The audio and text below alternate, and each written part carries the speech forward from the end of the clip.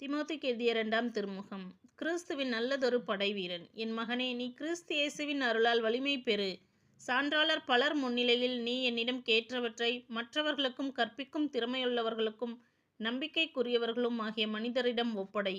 கிறிஸ்து இயேசுவின் நல்ல படைவீரனைப் போன்று துன்பங்களில் பங்குகொள். படைவீரர் எவரும் பிழைப்புக்காக பிற அலுவல்களில் ஈடுபட மாட்டார். தம்மை படையில் சேர்த்து கொண்டவருக்கு அவர் உகந்தவராய் இருக்க வேண்டும் என்றோ. விளையாட்டு வீரர் எவரும் விதிமுறைகளுக்குட்பட்டு விளையாடினால் மட்டுமே வெற்றி வாகை சூட முடியும். நிலத்தில் பாடுபட்டு உழைக்கும் தொழிலாளரே விளைச்சலில் முதற் பங்கு பெற வேண்டும்.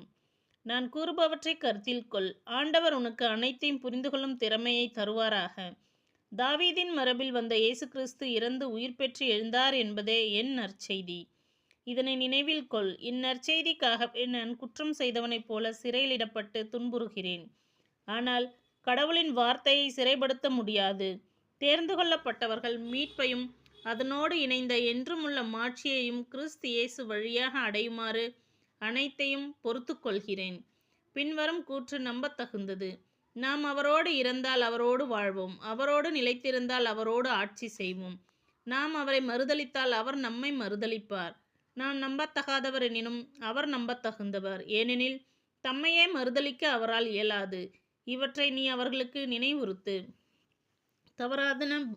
தவறான போதனை குறித்த அறிவுரை. கடவுளுக்கு ஏற்புடைய பணியாளர்.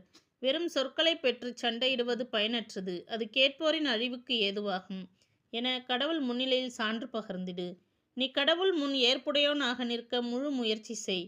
உண்மையின் வார்த்தையை நேர்மையாக பகுத்து கூறும் பணியாளர்களாகிய நீ வெட்கமுற வேண்டியதில்லை. உலகப் போக்கிலான வீண் பேச்சுகளை விலக்கு. ஏனெனில் அதனால் அவர்கள் மென்மேலும் இறைப்பற்று அற்றவர்கள் ஆவார்கள்.